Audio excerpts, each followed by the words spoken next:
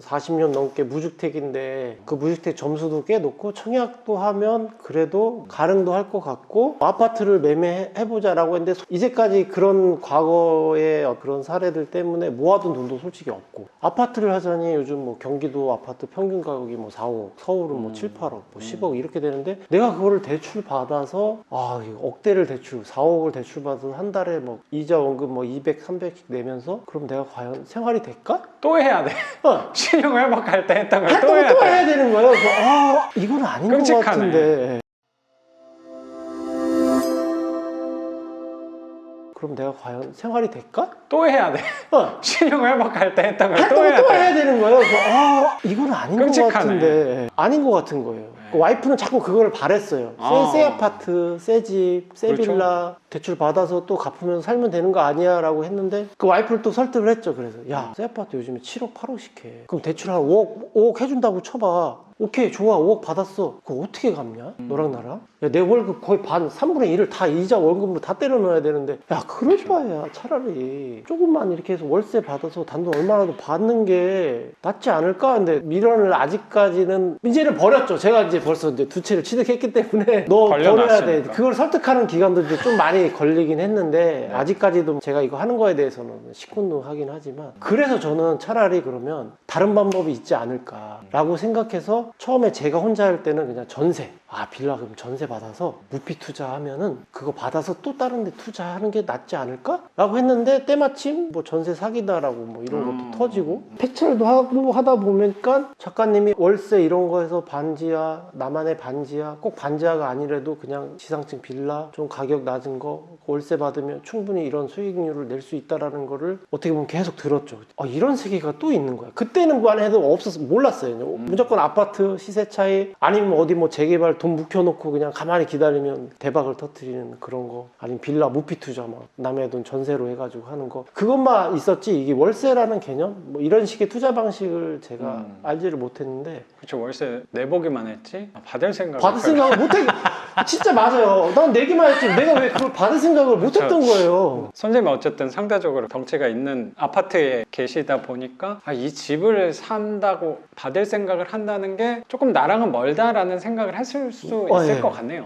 멀다고 생각해서 저는 아예 생각도 못했어요. 근데 월세를 받는 그런 방법이 있다라는 걸 아는 순간 한 달 정도 고민을 하다가 작가님 강의를 신청을 했고 5월달 초에 이제 딱 듣게 됐죠. 선생님하고 만나게 된 게 쉽게 만난 건 아니었다고 생각이 그렇죠. 되게 드네요. 굉장한 우여곡절이 있었네요. 제 나름대로 인생에 파도가 많이 있었고 그때 파도는 내려가는 저 지하 진짜 막 끝도 안 보일 듯한 지하까지 내려가는 파도인데 옛날 타짜에서 야 인생은 뭐야 내려가 파도잖아 내려갈 때가 있으면 올라갈 때도 있는 거야 하면서 김혜수랑 이제 대화하는 그런 장면이 저는 그 대사가 항상 기억에 남거든요. 제가 겪고 있는 게 난 아직까지 내려가는 파도야. 근데 그 내려가다 보면 파도가 딱 부딪히면서 결국 다시 위로 올라오는 파도가 있잖아. 나는 이걸 끝나는 순간 저는 이제 올라가는 일만 남았다. 그렇게 생각하는 시점에 이제 작가님도 만나고 두 개나 이제 낙찰을 받으면서 월세를 받는 집도 하나 생겼고. 이 부분이 저한테도 되게 감사하다고 생각하는데 선생님이 신용회복이 되고 나서 시작한 첫 부동산이 이 반지하고 월세 쪽으로 생각하고 오신 거고 거기서 만난 게 또 저라고 얘기를 해주시니까 저한테는 되게 감회가 남다르다는 생각도 조금 들어요. 올라가는 시기라는 건 명확하다고 생각하거든요. 왜냐면 과거 한 2년 전까지만 하더라도 무주택자였는데 최근 집이 두 채나 생겼다는 것 자체는 이건 뭔가 선생님 삶이 완전히 달라진 거는 분명해요. 명확해 보이는 증거라고 생각하거든요. 얘도 분명히 월세가 들어올 거니까 소득도 한 100만 원 돈이 더 월마다 올라간다는 거는 지하까지 파고 내려갔지만 맞아요.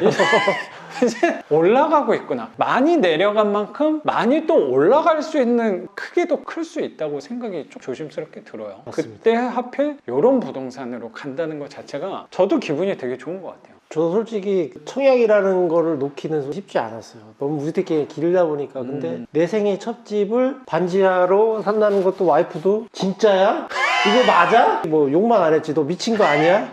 그렇죠. 왜 무주택 기간을 포기하면서 아파트 좋은 데 가야지. 그렇죠. 우리 이렇게 살고 있는데 아파트 사는 데라도 나중에 좋은 데 가야 될 거 아니야. 그거 얻어서 나중에 안 팔리면 어떡해 라고 얘기하더라고. 안 팔리면. 그래서 작가님이 항상 신조, 우리는 안 판다. 나 이거 안 팔어야. 나중에 거기가 무너지진 않겠지만 지역이 어떻게 바뀔지 모르겠지만 내가 죽을 때까지는 거기 그냥 안 팔 거야. 놔둘 거야. 파는 개념이 아니야. 세입자만 바뀌고 나중에 뭐 바뀔 수 있고 계속 월세는 나는 받을 거다. 월세만. 여기도 마찬가지죠. 여기도 받았더니 왜 또 받았냐고. 잘못되는 거 아니냐고. 걱정하지 마. 다 공부해서 다 배우고 내가 하는 거니까. 당신 지금 직장 그렇게 고생해서 다니는데 내가 이거 나중에 둘째, 셋째, 넷째 정도 만들면 당신 월급만큼 솔직히 와이프가 뭐 많이 버는 건 아니지만 아니기 때문에 차라리 그 정도 월세는 나중에 충당이 되니까 내가 너 그냥 그만두게 해줄게. 좀만 기다려.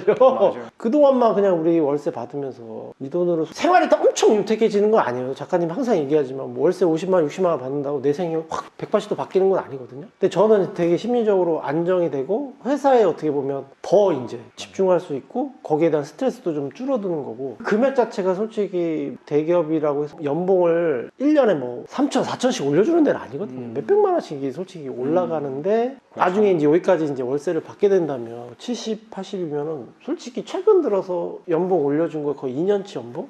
거의 1년 반치 연봉이 되거든 거든. 그럼 나는 월세를 가만히 있어도 내가 받는 거야. 그걸 만드는 거야. 내 연봉 자체를 내 스스로 높이는 방법이기 때문에 그 부분에 있어서 저는 계속 얘기 드리지만 너무 이런 방법을 터득했다는 것 자체가 알았다는 것 자체가 너무 감사하게 작가님한테 어떻게 보면 신세계를 저는 본 거죠. 이런 월세를 받아서 뭔가 할 수 있는 방법이 있구나. 나름대로 다 진짜 뭐 얘기해 주신 대로 아파트 시세 차익. 뭐 시세 차익이 나쁜 건 아닌데 그 당시에 그 시점에 나한테 가장 적합한 방법이 어떤 게 있었는지를 누군가 딱 이렇게 알려준 사람이 작가님이었다는 거죠. 선생님의 시기에 딱 적합한 방법이라고 굉장히 생각이 좀 들어요. 그리고 아까도 살짝 언급했지만 선생님이 한 달에 한 300만 원 돈을 그 신용 회복하느라고 갚았을 때 한 달에 10만 원, 20만 원의 크기에 대해서 정확히 느끼셨다고 생각하니까 이 작은 돈의 위력을 분명히 느끼셨을 3년이었다고 생각이 조금 들고 저는 항상 우리가 잘했다는 증거를 자꾸 찾아내려고 노력하는 사람 중에 하나니까 저는 분명히 선생님이 잘했다고 합리적인 증거를 제가 찾는다기보다 내가 잘했다는 부분을 비합리적인 부분에서 끌어오는 것도 되게 많다고 생각하거든요. 그 중에 하나가 성공하는 사람들의 생애 첫 주택은 저는 반지하라고 생각을 갖고 있어요. 저도 생애 첫 주택을 반지하를 갖고 있거든요. 선생님하고 저는 같은 배를 탄 거죠. 출발이 같은 거죠. 저도 그렇게 믿고 있습니다. 제가 뭐 최종 목표는 당연히 아니겠지만 저를 보고 저 사람도 열심히 하고 있구나 이렇게 바라보고 오시는 분들이 생각을 별로 안 하고 있었는데 교육생분들이랑 만나서 얘기하다 보면은 그 부분에 대해서 제가 생각하는 것보다 크다라는 생각이 요새 느껴지는 것 같아요. 그래서 저도 항상 노력하는 게 나는 진짜 더 잘 돼야겠구나라는 생각을 더 많이 하는 것 같아요. 그리고 항상 난 잘 될 수밖에 없다라는 생각도 많이 하는 것 같고요. 잘 돼야 되는 이유는 직접적으로 이렇게 교육생으로 만나든 영상으로 간접적으로 만나든 제가 말한 거에 대해서 어떤 분들은 아예 삶에 대해서 방향을 바꾸신 분들도 되게 많을 거잖아요. 그러면 저 사람도 해가지고 막 뉴스에 나와가지고 나쁜 놈으로 나오는 게 아니고 그런 사기꾼으로 나오시는 분들도 사실 되게 많잖아요. 유명한 사람들 중에. 그거보다는 제가 어느 정도 선의 경제적인 부분 굉장히 중요한 거니까 정신적인 부분이든 경제적인 부분이든 육체에 관련된 부분이든 몸 관리에 관한 부분이든 나도 저 정도 갔을 때 저렇게 됐으면 하는 중간의 선으로 저를 바라보고 오시는 분들이 많다는 생각이 드니까 저도 그런 책임감 때문에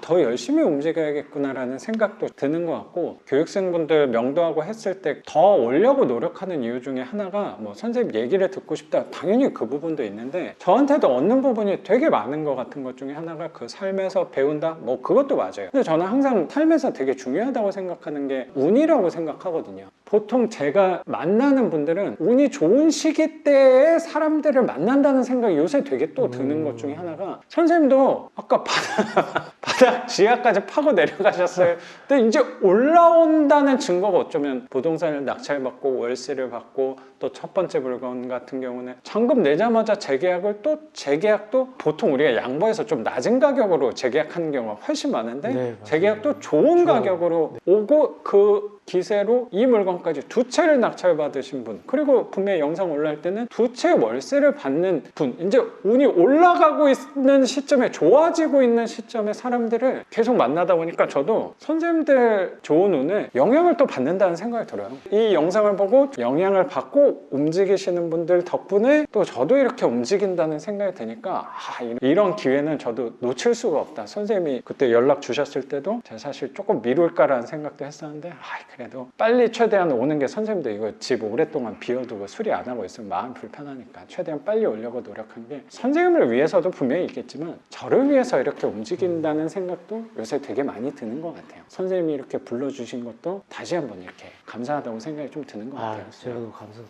그런 기운들이 어떻게 보면 작가님하고 이제 강의를 들었던 그런 교육생분들이 기운들이 서로 이제 계속 또 돌면서 다 영향을 미치지 않는가 그렇게 생각을 하거든요. 이 영상 보시는 분들 중에서도 선생님 말씀하시는 걸 듣고 좋은 영향을 받으시는 분들이 한 분이라도 있으실 거라고 분명히 생각하거든요. 저도 했으니까 벼랑 끝에서 떨어졌다가 네. 어떻게든 꾸역꾸역 올라와가지고 그런 경험을 하고 나서도 이렇게 이제 할 수 있는 사람들도 있다라는 거를. 맞아요. 이 영상 보고 분명히 용기와 희망을 얻으신 분들도 분명히 계실 것 같다는 생각이 들고, 오늘도 선생님 만난 거는 잘한 선택이었구나, 감사한 일이었구나라고 생각을 하게 되는 제가 더 감사드립니다. 오늘도 좋은 기분을 저도 받은 것 같습니다. 선생님 집도 이렇게 공개해 주시고 선생님 삶의 불편한 얘기까지 같이 우리 구독자분들하고 공유해 주신 거 감사하게 생각합니다. 감사합니다. 오늘 영상은 여기서 마치는 걸로 하고 저는 또 내일 영상으로 찾아뵙도록 하겠습니다. 작가 반지상이었습니다. 감사합니다. 고맙습니다, 선생님. 감사합니다. 고생하셨습니다. 고맙습니다. 잘 나올고. 모르죠 뭐. 그런 생각은 아예 안 해요. 그건 제가 결정하는 게 아니니까. 이거는 다 결정된 거잖아요. 다 한 건데 뭐. 그래서 이게 좋을까 안 좋을까에 대해서는 걷다 에너지를 안 쓰죠.